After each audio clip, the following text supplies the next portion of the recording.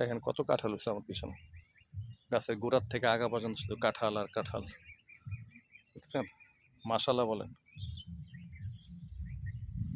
অথচ তার পাশে দেখেন আরেকটা গাছ, একটা কাঁঠালও নাই, যে এটাতে একটা কাঁঠালও না।